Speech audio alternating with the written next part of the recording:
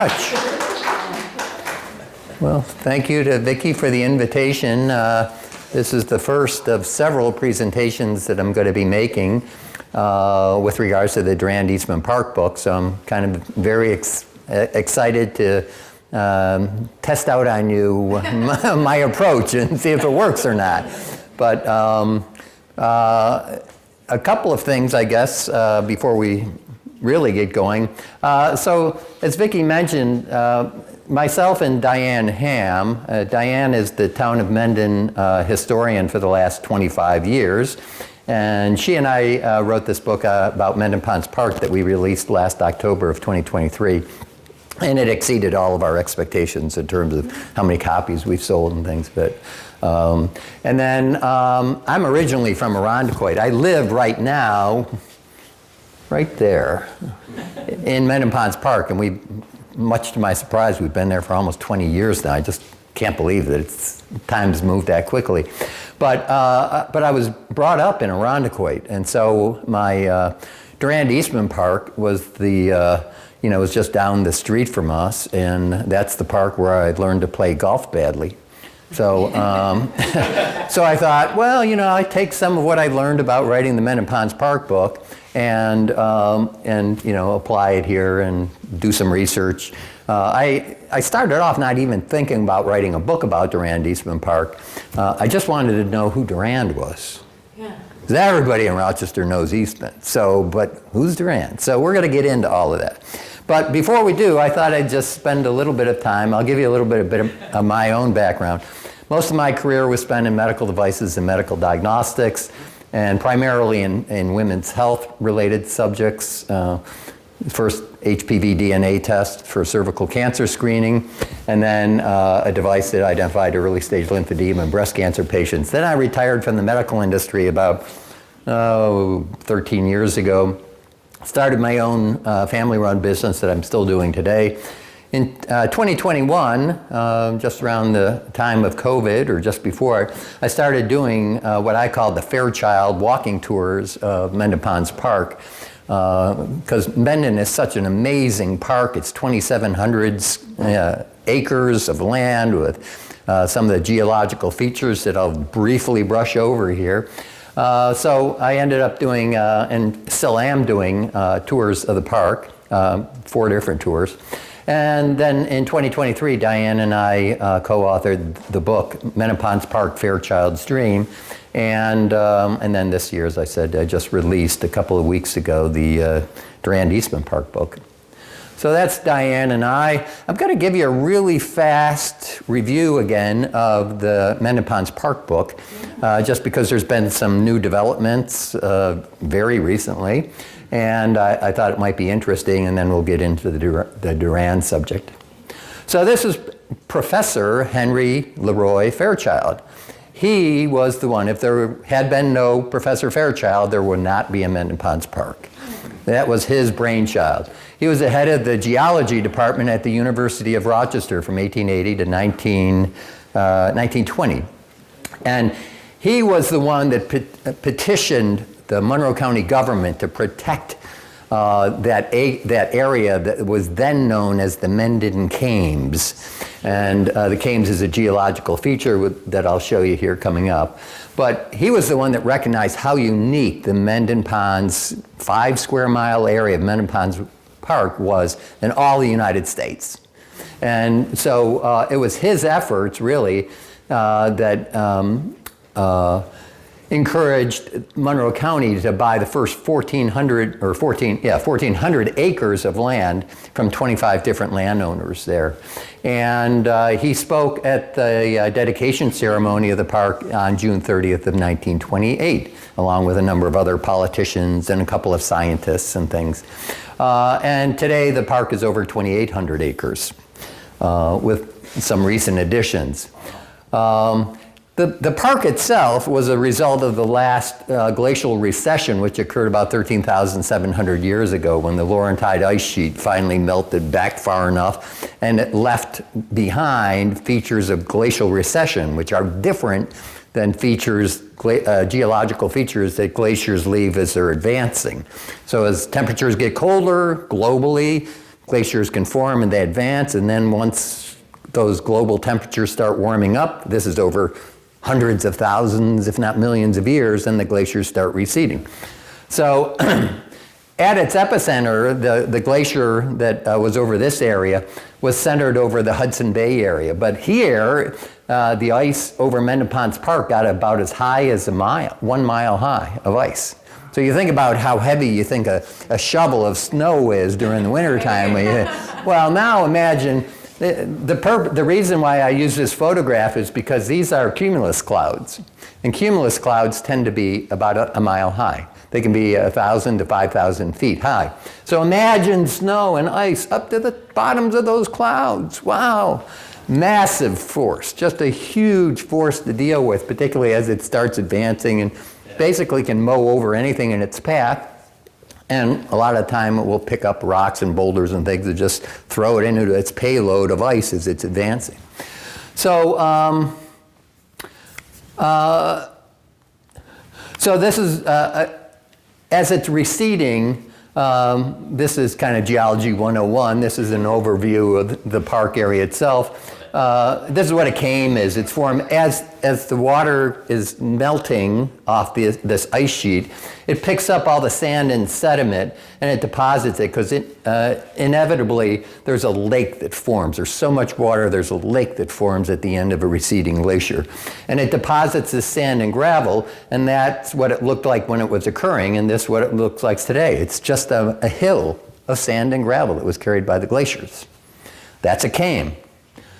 An esker is very similar, except instead of depositing it directly into the lake, if you have a crevice or a crevasse, the rivers that form can deposit that sand and gravel laden material or water down into the crevice, and then it's carried subglacially to the bottom where it forms a tunnel, which as the glacier is receding then and melting at different rates, it creates this kind of serpentine-like hill, and that's called an esker. We have two of them in Mendon Ponds Park, the east esker and the west esker. And then a kettle is simply when a chunk of ice breaks away from that receding glacier and is left behind. You've got this hundreds of feet high mound of ice stuck in one place, and it's got some sand and gravel in it, so as it finally melts, it not only compresses the soil beneath it, but it also will deposit any sand and gravel. It tends to deposit it off to the sides. So what you end up getting is this thing called a kettle with higher sides, but it looks like a depression in the ground, and it can either be a wet kettle if it's filled with water, or it can be a dry kettle. Okay, so so Mendon Ponds Park has got, there were originally 3 roads to Mendon Ponds Park: Canfield Road, Douglas Road, and Pond Road. And this is, for me, one of the most amazing parts of the park that almost nobody realizes. If anybody's ever been up to the visitor center in Mendon Ponds Park, where the Birdsong Ferry Trail and all that stuff is, you pull into that parking lot, and if you stopped immediately when you pulled into the parking lot and look to your left, this is what you see. Yep. It's the original Pond Road from 200 years ago. It's tree-lined, so it's like a boulevard, and the impression I'm left with is that this must have been this is at Clover Street. So this is Clover and Pond, right where the sheriffs keep their horses these days. That must have been a really important intersection, because you have this boulevard-like thing. It ends up, getting down to, just a regular dirt path. But this gives you, I think, some idea as to how grand that intersection was. It was kind of like I say, a boulevard lined with trees. And today's Pond Road actually runs like down here, back behind there, and then down the hill. So, but my whole point here is that there were 3 roads already in the park. And yet, nothing in the park was ever named after Fairchild. Right? The guy who's responsible for the park being there, and this will tie in with the Durand Eastman book as well, but there's not a pond named after him. There's not a road named after him. There's not a shelter or a lodge named after him. There's not a trail named after him. There was nothing named after Fairchild. So I had this realization recently when I, really, this is after writing the book, I stopped to think about it. I thought, well, geez, in 1928, Fairchild was born in 1850, so he was 78 years old when he spoke at the dedication of the park. And I thought, I never realized that before. I mean, it's just simple math, but it just never dawned on me. And at that point, the entire park was, this is not a photograph of the park, by the way. Thank you, Google AI. You write barren farmland and blink. But the park probably did look pretty much like this at that point because it was only being used for farmland. So they would have cleared it of all the trees other than the sides of the eskers, which you wouldn't have used for farming. So the sides of the eskers are probably virgin woods, essentially. But the rest of it was all farmland.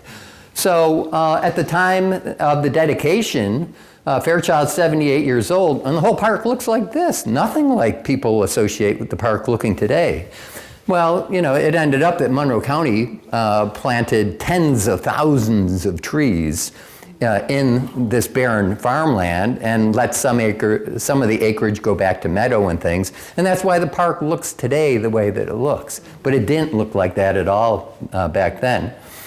And Fairchild, this was another thing that I had been kind of grappling with, but Fairchild used to spend a great deal of time with this guy, Stuart Canfield. Stuart Canfield lived in the cobblestone house in Mendon Ponds Park, if any of you are familiar with it.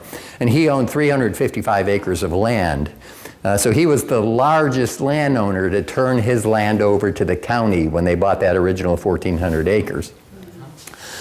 But Stuart Canfield and Herman Leroy Fairchild used to spend apparently a great deal of time together, exploring the park and walking the trails and the eskers and all that stuff. And they were apparently together at the cobblestone house when they hatched this idea about why don't we try to preserve all of this for future generations and approach the county government to save this land as a park, right?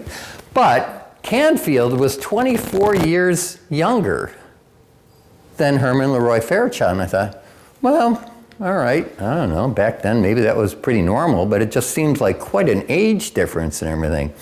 Well, Fairchild's father was Harmon Fairchild. And as I've come to find out, if you do a find a grave search, it was Harmon Canfield Fairchild. Oh. Yeah, that's what I said. Oh, wait. So they may have been related. They may have been cousins. And I never knew that, never thought about it, whatever. So anyway, those are some of the recent realizations, but nothing in the park was ever named after him. But there was a sand and gravel quarry that was probably a kame, right, a hill of sand and gravel, as we just went through, that was over in this area. And it was used from 1940 to 1993.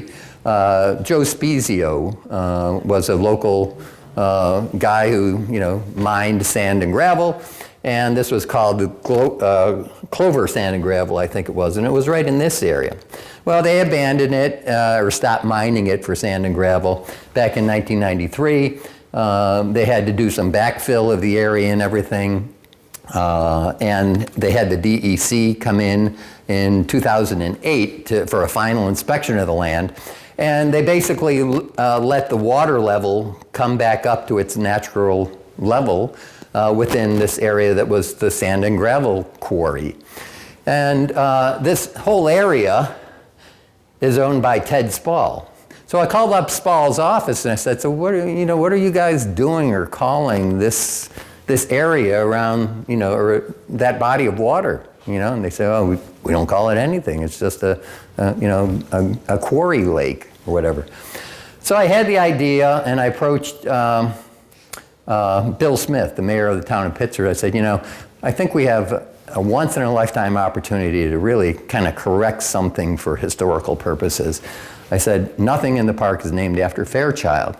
So how about if we name this body of water after him? This, by the way, is the view you get when you're standing right here on that hill looking towards Clover Street. So Clover Street is right over there. But it's pretty sizable. It's 11.4 acres in size. So Bill Smith, supervisor of the town of Pittsford, liked the idea. I presented on March 19th of this year to the town of Pittsford board, and they unanimously passed a resolution. They suggested that I be the applicant to the USGS, United States Geological Survey people. If anybody in the room wanted to name something after somebody, a river, a woods, a rock, whatever, you have to go to the USGS. They're the ones that approve the naming of things anywhere in the United States. So I filed an application with the USGS, and finally on October 10th, I got this wonderful letter that they had approved the naming of Lake Fairchild. Yay for Professor Fairchild. So, these letters only go one way or the other. It's like, too bad. But it was a really interesting process to go through the U.S. government to name something, and now we finally have something in the park named after Fairchild. So this was, we had a dedication ceremony on Ted Spall's land, so they said, it's got to be small, invitation only, we can't have the whole public here, this is private land, which we totally understood. But Vicki was there, this is Bill Smith. Myself, that's Mark Green, if anybody's ever enjoyed his sunflower, the sunflowers he grows off of Clover Street, that's Mark, he's the farmer. And these are some people from the county. That's Scott, he's the director of Mendon Ponds Park and Powder Mill Park also, that's his boss, Chris Kirchmeyer. So so we had a formal dedication of Lake Fairchild the other day. So, yes? Mendon Ponds Park, but it's privately owned. How much of the park is privately owned? None. Yeah.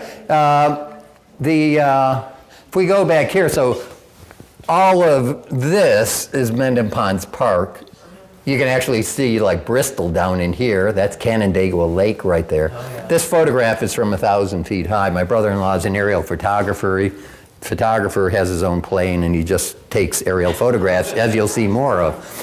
But this part here, right, this area, because Spezio did his sand and gravel mining here, this was all part of the Matthews farm, which people in Pittsford would probably have heard of because there was a bit of a dispute about whether or not to allow Spall to build homes.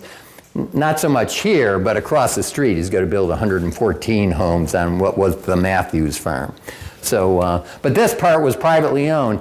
In Pittsford, if you're a builder and you want to develop a portion of land, there's this Green Space Act that was passed, over 10 years ago, probably 15 years ago, that says you have to give a third of your property as green space, or leave it as green space. So Ted Spall ended up giving like that third of Lake Fairchild now, and that hillside that there was no way he could build anything with because it goes down like that.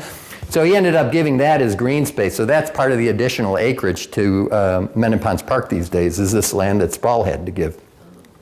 But the rest of this he still owns, or she owns now, Stacy Spall, his daughter. And they were going to develop homes all around here, not lots, but like 5 lots that they had planned here that were going to each sell for like $1 million. But anyway, those plans went awry, and so anyway, makes no difference, I guess, at this point. I got what I was after, and that was to have something in the park named after Fairchild. So, okay, so I'm sorry that took a little bit longer than I had thought, but we'll be all right. Yeah, well, I thought it was. So there's actually some similarities and commonality to what I'll go through here. Before I go on, though, does anybody in this group have a last name that begins with L-A-M? Nobody. Okay, I'll continue. I should say my brother, son-in-law. His last name is Lammas. Lammas? Yes. Close but no cigar. Good. Right. I'm still going to go on. Right. So. Did we get to know why? Oh, yes. Oh, yeah, okay. Yeah, trust me. If you hold on to your seats. Fasten your seatbelt. Here we go.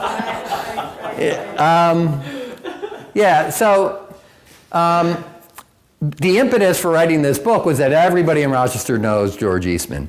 I have yet to meet anybody who knew Durand, or who Durand was. And the odd part about that is, you know, if you're a person that frequents the park because you're a triathlete or golfing or whatever, everybody just says, oh, I'm going to the Durand, right? It just goes by Durand, it doesn't go by Eastman. So I was originally brought up off of Pine Grove Avenue in Irondequoit, so these books kind of bookend my life. Durand Eastman Park when I was, you know, I was born in this, you know, off of Pine Grove Avenue, and I live now nestled into Mendon Ponds Park. But when Diane and I wrote the Mendon Ponds Park book, we had suggested, she was the president of the local historians association at one point. And so we had proposed, or she proposed at one of their meetings of all the historians around the county that, you know, perhaps they could take this book as kind of a template and have the historian for that town work with a geek like me that's really into the park and knows, you know, all the acres and the trails and where the animals hide out and all that stuff. So she presented that idea at one of the historians' meetings, and there were no takers, like at all, for any of the parks. And I thought, well, I'm curious, you know. If, you know, I had no plans to write the book, but I did want to find out who Durand was. And oh my gosh. Oh, yeah, it just mushroomed, and in 3 months I had this book done. It was just incredible, as I hope you'll see. So these are our two main characters. This is George Eastman at age 39. If any of you have been into the Eastman Museum recently, when you walk in, on the left-hand side, you see this photograph. The people at the George Eastman House and the archivists there were fantastic to work with. Just incredible. Every time this guy inhaled, it's documented. Whenever he exhaled, it's documented. They have got letters and files and whole rooms full of stuff about his life. There's almost nothing about Henry Durand. Very, very, very, very, very little. So I had to do some digging. I had some basics because there was a small 17-page booklet published once by a Catherine Selber, who I think used to write for the Democrat and Chronicle, but I looked for her high and low around here, and Google searches, and white pages, and yellow pages, and green pages, and I couldn't find her. I don't know if she's not in the area any longer, but she's the only one who'd really done any research into Dr. Henry Strong Durand's life. Yeah. Well, I know. That's going to be the Canfield, I think, of this whole thing, is that I didn't delve deeply into his genealogy, so I don't know if there is a strong connection, you know, with the other Strong family here in Rochester. But so this is not a book about the pretty little park. Some of it is, but I call this a book divided. And it's a book divided because I started off just trying to mentally get my head around, all right, here's George Eastman, and here's Henry Durand. They were born about 7 years apart, so I put together a timeline of every 5 years. What was Durand doing and what was Eastman doing? And so this was kind of my starting point, just to try to get my head around, you know, what are these guys doing? Somehow they ended up with their names together in this park. So what were they doing before it? What were they doing after it? And then the second half of the book, and this is literally the first half of the book, is just about the relationship between Durand and Eastman. The second half of the book is about what I call the 6 pillars of the park. And you can see a number of them here from this old Albert Stone black and white photograph. Stone was a photographer for the Democrat and Chronicle way back in the 30s, and his photography is fairly well known. Most of it is owned now by either the Rochester Museum and Science Center or the Monroe County Library, the Rundell. So this is a picture of a number of the 6 pillars of the park, well, a couple anyway. The beach house that used to be there. There was a building across the street. This is Lakeshore Boulevard. This is Lake Ontario here. That's Durand Lake, or Lake Durand, I forget which. And then this is the refectory, the infamous White Lady Ghost House, right? So those are some of the elements of the, once I get into the 6 pillars of the park. And then for the Mendon Ponds Park book, living out Mendon Ponds Park for the last 20 years now, I had lots of photographs to choose from, but Durand Eastman Park, I didn't. So, but I was very fortunate to have 3 professional photographers donate their works for this Durand Eastman Park book, and it's spectacular. I mean, you can tell mine because they're like, oh, boring old photographs, somebody, with their cell phone, versus like this Jim Montana's photograph. John Greeps is my brother-in-law. He's the aerial photographer. This is one of Jim's work, and then David Leacone is a person I ended up contacting. Here's a sample of John's work from his airplane at 1,000 feet. That's Lake Ontario. And David is an archivist at CCR, the Country Club of Rochester, where he's a member. But it also turned out as I was trying to confirm with him that both Durand and Eastman were members of Country Club of Rochester, Genesee Valley Club, and the Rochester Yacht Club. I know this to be the case because there's this document called the Blue Book that you can get at the Rundell Library, and it used to show you the names of all the clubs and who all the members were. Now, that hasn't been available. They don't do that anymore, but right after Dr. Henry Durand, the next name would always be George Eastman, D to E. So, anyway, I called up David to confirm with him and his records that both Durand and Eastman were members of CCR at one point. And he said, well, what are you doing? I said, well, I'm writing a book. He said, well, I read your Mendon Ponds Park book. I said, oh, that's great. And he said, and I've got a bunch of photographs, that I take mainly of birds down in Durand Eastman Park. I said, oh, geez, can I see some of those? His work's really fantastic as well. Yeah. So, one slide on George Eastman is, I think, and that's not George, but that is his mother. And his father died when George Eastman was 8 years old. And from that point on, George Eastman took fantastic, out of his way care of his mother for the rest of her life and much of his. His mother was Maria Kilbourne Eastman, hence Kilbourne Hall, for example.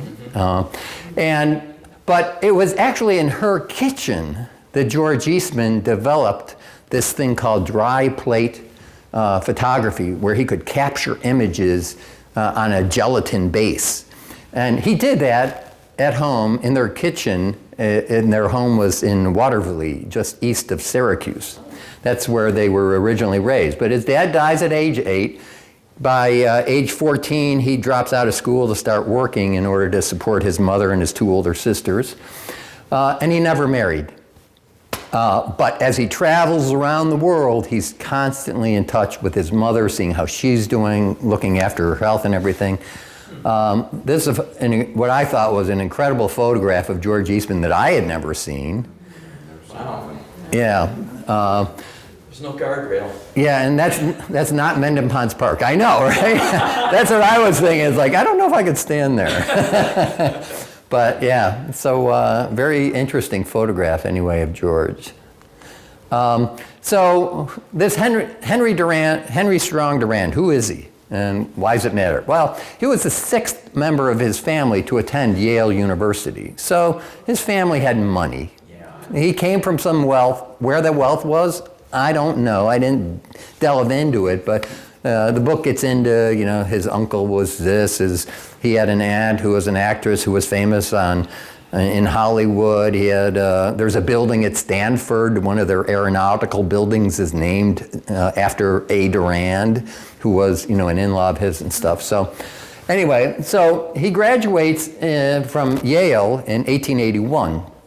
And I had to contact Yale in order to get copies of these 2 volumes, The History of Yale, 81. These are rare. There's only 2, possibly 3 copies left. Wow. in all the United States. So I went to the Pittsburgh Library, they ordered them up, and they took fingerprints and my retinal scans and everything else to give me these books, but these are really key to writing this book and firsthand accounts and experiences of Durand's life. So he goes on, after graduating from Yale, he goes to Europe for 5 months, and that kind of sets a theme because Durand, as it turns out, is really into adventure. All right, that's cool. He's a brilliant guy, got lots of money, he can travel around the world if he wants. So he comes back after his 5 months in Europe, goes to Harvard Med, graduates obviously as a physician and a surgeon, and he moves back here to Rochester, and he sets up his medical practice. Meanwhile, he has always wanted to have land up on the lake. He wanted a summer camp up on Lake Ontario. So he ended up buying 270 acres of land, several different plots. The largest of them was 215 acres from a family called Wiesner's, the Wiesner Farm. Not Wisner, like we have Wisner Road up there now.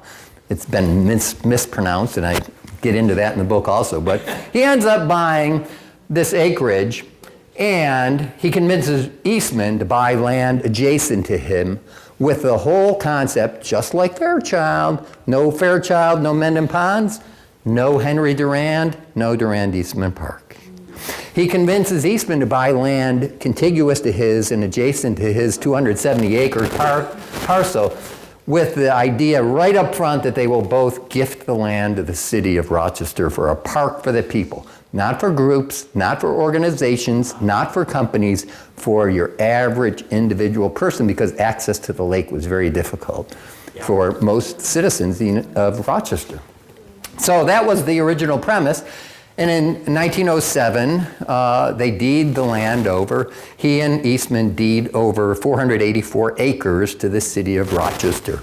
But, and this is an important but, right here. Oh.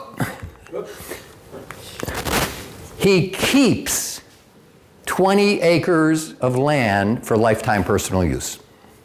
Fair enough. He turns over 250 of his, all of George Eastman's 215 acres. They make a gift to the city with almost a mile of beachfront on the Durand Eastman Beach to the city of Rochester for a park for the people, right?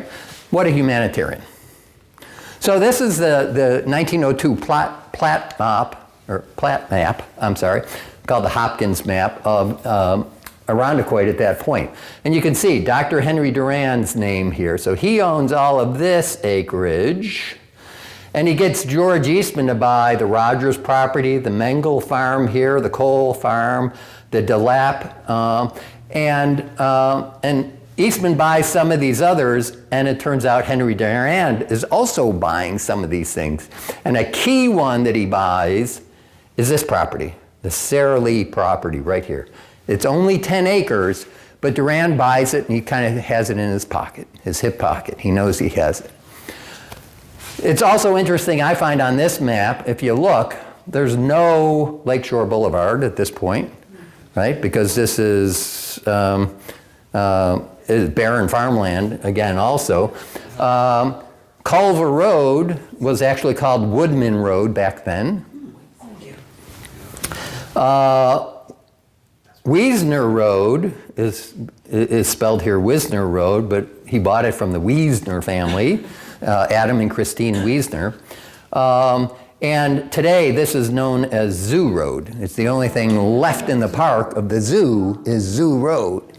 And there's kind of an interesting story here as far as the name change there. And then Hoffman Road is still there, but it ends up getting cut off. So it's kind of interesting to look at this 1902 map, particularly to see, the land that Eastman owns. He's got about 1,000 acres of frontage here, and by the time George Eastman finishes, he buys about another 4,000, so they've got about a mile of beachfront here for the land they're going to hand over to the city, right? And the Sara Lee property ends up being kind of key in this whole thing. So, being a guy of adventure, though, he runs into this guy by the name of Albert Stillwell at the Genesee Valley Club one night. And Stillwell, I don't know for sure who he was.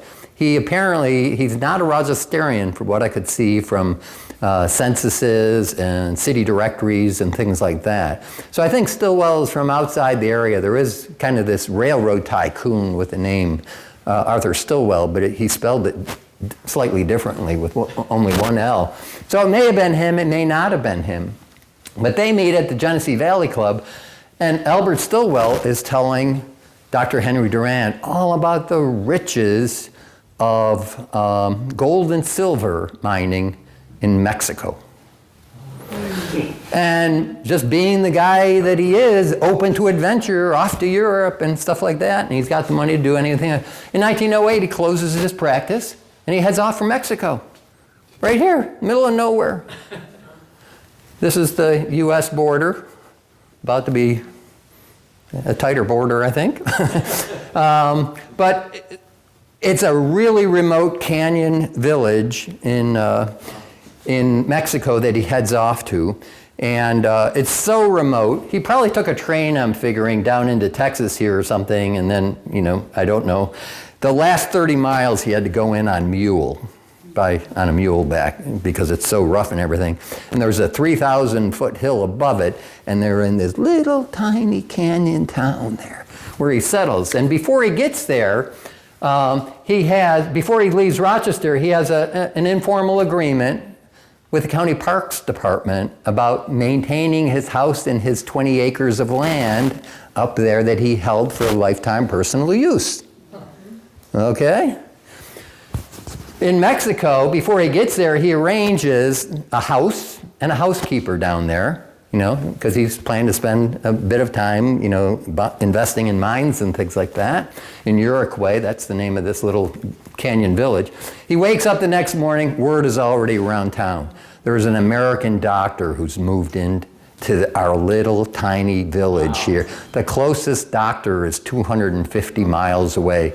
He wakes up the next morning, there's 23 patients lined up around his house already. So he's back into his Hippocratic oath, right? He thought he was leaving surgery and medicine and everything.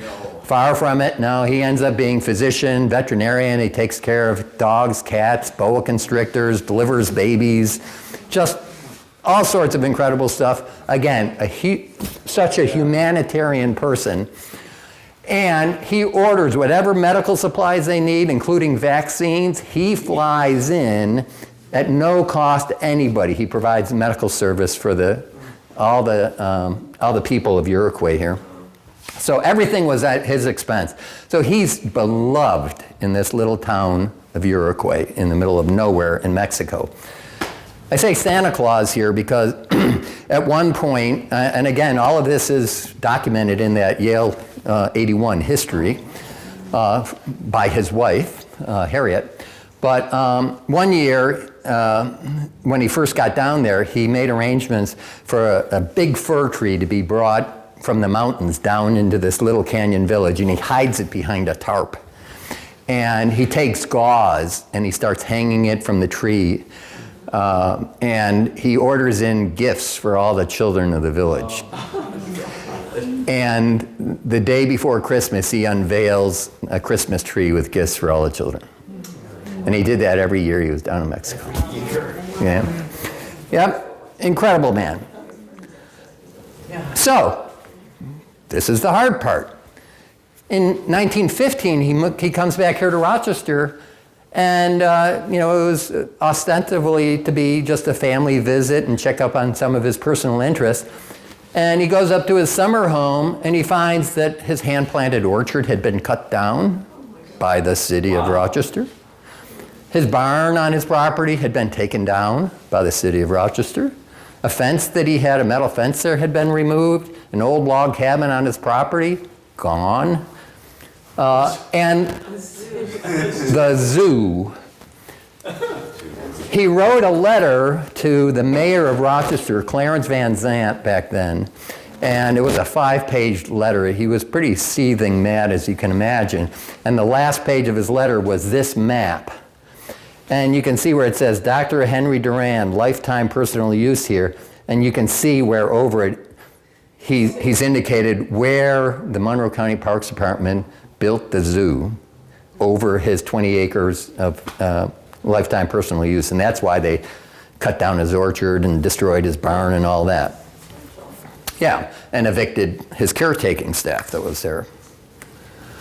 So, there you go, right.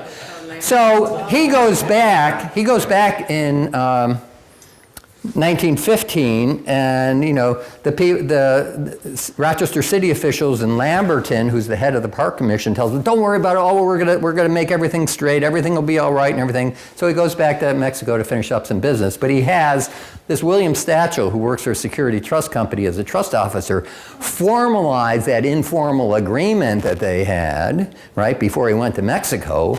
He has him write a letter to Lamberton formalizing the agreement. The agreement even said that the city of Rochester could rent out his house up at the lake, his summer camp, to reputable parties, and they could keep the income. Wow. But just maintain my property up there while I'm gone. That was the verbal agreement. This is the response that Stachel gets to his trying to formalize the agreement now in writing with the city of Rochester from Alexander Lamberton. "I hereby advise you that the Department of Parks for the city of Rochester does hereby assume control of the homestead of Dr. Henry Durand." Wow. Yeah, I had a hard time writing this book. I really did. Yeah, that was like shocking. I assume everybody in the room is familiar with the Lamberton Conservatory. Yes. Okay, well, read the book. It's really shocking, but that's Lamberton's signature. So Durand returns to Mexico to finish some unfinished business there. He meets his future wife, Harriet, and she has a daughter by the name of Margaret. And so they get married. He adopts her daughter, Margaret, and then the Mexican Revolution is breaking out. And so Durand says, "We got to get out of here." But it takes them 3 months traveling at night with his wife and his adopted daughter, Margaret, to find their way out of Mexico, because there's these roving bands of Mexican bandits and everything ready to kill. And he finally arrives in Southern California 3 months later. He briefly visits Rochester after landing back in Southern California, and then he departs for France because his daughter Margaret wants to study voice, Vicki, like your son. Except I think she wanted to sing, right? So he moves off to France, and he's occasionally visited when George Eastman is heading over to Africa on safaris or just, promoting photography globally, which is what he did, obviously. He stops in occasionally and he visits his good friend, Dr. Henry Durand. Durand dies on May 8th of 1929. So this was the letter written in 1922. This is the first of that 5-page letter where that map I showed you, which shows the zoo on his property. And this was the first of 5 pages. And I think I only show the first page in the book, but I typed out the whole thing just so that people could see that, what I've got in the book here. It sounds incredible, but it's all factual. And it's based on primary sources here. So he writes this 4-page letter with the map. He goes through the whole history of how he bought his property, how he had this agreement with the city of Rochester. He goes off to Mexico, he comes back, and this is what he finds on his return. By the way, I own other property up along the lake that I had planned to give to the city as addition to, Durand Eastman Park, including the Sara Lee Farms, that 10-acre parcel, right? And he includes an invoice for the loss of his barn, the removal of his fence, cutting down of his orchard, and rent if you're going to keep the zoo on my 20 acres of land for personal lifetime use. He's mad. He's really mad. But he's also very much a humanitarian, and he's not going to be taken down by this whole thing. So he wrote this letter in 1922 to the Rochester city mayor, but then he heads off with his daughter and over in Europe so she can study voice and everything. So Durand dies in 1929. And George Eastman lives till 1932. And it's very interesting. This is the Durand portion of Mount Hope Cemetery where he's buried. This is Henry Durand's grave. That's his wife Harriet's grave, and his mother and father are here, and two other brothers and sisters. And then there's still some other family members who are there. So you could just go to the office at Mount Hope Cemetery and, or call me or email me, and I'll tell you where you find this. But the strange thing I found, this is where George Eastman is buried. This is not where George Eastman wanted to be buried. George Eastman wanted to be buried with Maria, his mother, and his father that he lost when he was 8 years old. So that, I don't know how many of you know, but George Eastman was entertaining in 1932 one evening in his mansion, told people he had to go write a note. He wrote a note that basically said, "Dear friends, my work here is finished. Why wait? George." And he shoots himself in the heart with an automatic pistol. This is not where he wanted to be buried. He had wanted to be buried in Watervliet in the same cemetery with Maria Kilbourne.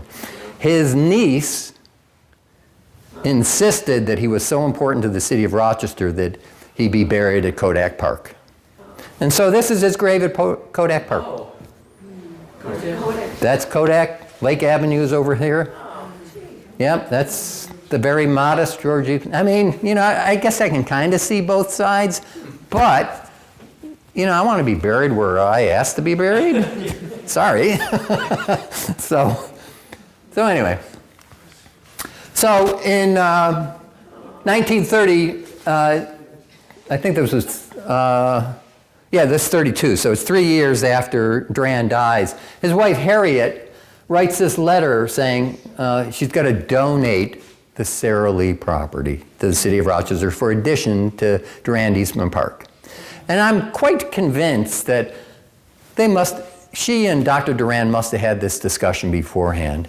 And even his letter to the Rochester City Mayor kind of, when you read the tone of it, which you can read in the book, but it has this tone like, "You'll get this Sara Lee property over my dead body." And that's exactly what happens. He doesn't say that, but that's kind of what he infers, and that's what happens, which is so cool. So Harriet writes the city manager at the time, Stephen Story, and says, "Hey, we're going to give you that 10-acre Sara Lee farm property, but the gift is conditional. This gift is conditional upon that I may be permitted at some convenient future date to erect a suitable memorial gateway at the east entrance to the park in memory of Dr. Henry Durand, and to place 2 bronze plaques affixed to boulders and inscribed with a brief history of the origin of the park."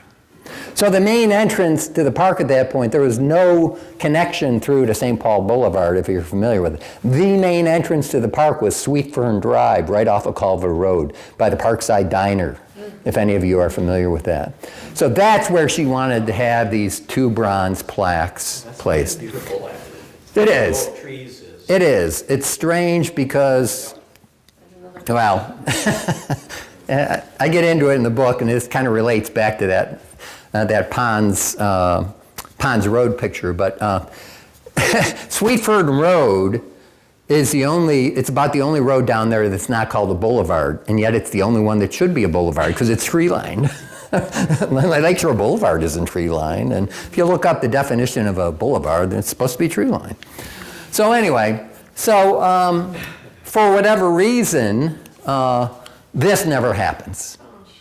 Oh, man. I should have learned it. I know. So the wording of the letter here, if you read it over, it doesn't say the city has to do this. It just, that I may be permitted at some convenient future time to erect a suitable memorial. Well, did the city think she was going to go out and buy a couple of boulders? Harriet was 56 years old when she wrote this letter. Right? So So this is the apology, kind of. They don't say apology anywhere, but Stephen Story, who's the city manager in 1931, writes her back this letter and thanks her for the Sara Lee farm and this statement, very telling. I know how deeply hurt he was at the attitude of former city officials, Lamberton, who felt disposed to ride roughshod over his wishes with regards to the development of the park. And he finishes here by saying that people of the city of Rochester are exceedingly grateful for this gift. So that's the closest thing she ever gets. Unfortunately, Dr. Henry Durand is dead 3 years, so he never hears this apology, essentially, written by the city of Rochester. Well, before I get onto those, I will tell you that I was so troubled by this when I met the book. I met with I had lunch with the city historian, Christine Radarski. I said, you know, Christine, I'm having a really hard time writing this book. This might be the first book about a park banned in the city of Rochester, because it just makes the city that I grew up in here, just look horrible. So she said, you got to do what you got to do, and you got primary sources. You got letters between George Eastman and Dr. Henry Durand, and letters from, Durand to the mayor, and you've got, so I had the whole thing kind of bundled up pretty nicely. And she said, you just have to do what you have to do. And I said, all right, I'm just going to forge ahead with it. The following week, Christine had gone into city archives, a whole separate building, dusty old files and everything. She took pictures and she sent me about 12 more documents and PDFs that she had taken pictures of that just document the whole thing, evicting the housekeepers and all that stuff. So it was all deep within the confines of the files in some building in the city. But the whole thing, what struck me though was that, and I didn't do a super deep search, but I don't think any of this appeared in the press. It's just kind of surprising. But I have met with the city since then. I met 2 weeks ago with people from the City Parks Department and showed them documentation about the two bronze plaques to be mounted on boulders. And I have a verbal commitment now from the city they're going to do that. Yep. So that's the first half of the book, or part of it. The second half of the book then is about the 6 pillars of the park. The Arboretum, an arboretum is a museum of living trees, and we have, what was one of the top 3 in the whole country, Highland being another one, and then the Arnold Arboretum over in Boston that is managed by Harvard. But at its inception here early in the 1900s, the Durand Eastman Arboretum is just incredible. We have species there because of the climate and the hillside and microclimates and everything. There's extraordinary variety of different species of trees, and they're all marked. They all have wires around that give you the genus and species of exactly what it is. But it's kind of fallen somewhat into disrepair. There's really no money to keep the Arboretum maintained the way it really should be. So you have, I have a photograph in the book of this beautiful Japanese snowball viburnum plant in bloom. But it's just being completely almost covered up by weeds and other trees and bushes and things around it. And unfortunately, that's what's happening to the Arboretum down there. The beach house was famous in its day. It looked very Romanesque at the time. They ended up tearing that down in, I think it was 1962. It was closed for extended different periods due to high water levels. There was no beach anymore for like a decade. And then high chloroform counts in the water, when we had all this pollution from Niagara River and Genesee River and stuff, so they closed down, and they ultimately ended up tearing down the beach house. But they're talking about building a new beach house. Now, this summer, the city, the same guys that I met with about, putting these 2 bronze plaques on boulders, they presented this summer concepts for 3 different designs of a new beach house that they're going to build on Lakeshore Boulevard. So they'll have lifeguard service, it'll be lit, there'll be a restaurant in there. This is Lakeshore Boulevard, this would be the lake or the beach area, and the lake out this way. And this was my favorite of the designs, but it's really interesting. I show all 3 of the designs that they showed this summer. This is the project that may not be completed until 2028 to 2030. They still have to get funding in place for that. The zoo is kind of infamous, the famous zoo that they built over Durand's personal 20 acres. The refectory is actually the building that was up here at the top of this stone wall that you see, if you're familiar with the park at all. And a lot of people associate that with the white lady ghost that, travels around with her dogs at night looking for her lost daughter or whatever. It's kind of an interesting folklore story. But that still is down there. And then you have the golf course, which was the first, any golfers here? One, okay. The first Donald Ross course was the nine-hole course here at Durand Eastman Park. Shortly after that, Robert Trent Jones came in and said, oh, I can make this 9-hole course into an 18-hole course. And so that's what he did. But Donald Ross was perhaps smarter than we think, because if you talk to anybody that golfs down at Durand Eastman Park a lot, half of the golf course is washed out when there's heavy rains. And then finally, the trails and shelters. So that's basically what the book is a little bit about. I'll show you some more spectacular photography.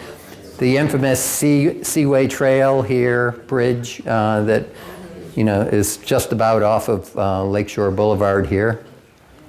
And then another beautiful shot of a cedar waxwing by David. Beautiful. Yeah, it's just stunning photography. He's got lots of them in there. And then that's another shot by my brother-in-law, John Greepsch, and another one of his. Kind of interesting. So, sorry, I probably went over. Questions? Yeah. When was the railroad put in? The Hojack line. The dates elude me. It's I have a chapter in the book about the Hojack line. It has been decommissioned, as you know, and the tracks aren't even there any longer. But the original beach house, actually, you walked underneath the railroad line, the Hojack line that was there, to get out to the beach. But yeah, it's been sometime. I don't know when it was initiated. I think I say in the book, but again, the date eludes me right now. But I would say it was sometime in the late 1970s that they finally ended up tearing up the tracks for it. Yeah, I remember when they lowered that so you could see the. Oh, really? Yeah. It's kind of interesting because this whole thing with the beach house is sometime in the last 35 years. This whole thing with the beach house is actually this is the second phase of a 3-stage development plan that the city has for the park, which is wonderful. The first phase of the project is actually underway right now, and that's that they're improving access from the parking areas down to the beach itself, because there were just trails there before that, the erosion and all that. And if you go down there now, it's all fenced off, and they're actually going to put in stairs from the current parking lots down to the beach, and they're also going to put in a handicap access around the Kings Highway side of things, which is the Kings Highway intersection with with Lakeshore Boulevard is where they're talking about building the new beach house. Now, a friend told us during Northern Light time, we went up to Webster, and there were lights up there, and it was like, not so great. So we have a friend that actually went to Durand Eastman and said it was nice and dark there, no lights. How to keep it no lights? Well, I don't know. Maybe for the Northern Lights they will, but I don't know, that this would be lit up at night. Are there other parts of the park too? Yeah, there are other parks, but and I'm sure that probably not too far. I mean, you could go to other parts of the park, like I think, and have complete darkness again for events like the Northern Lights. She said it was Yeah. really nice, it's really dark. Yeah, because you got a mile of beachfront there. There's 5,000 feet of beachfront, so this is going to be a kind of the westernmost point almost, where Kings Highway comes into Lakeshore Boulevard, that they're proposing building that new structure. Well, this was really amazing. Thank you so much. Thank you.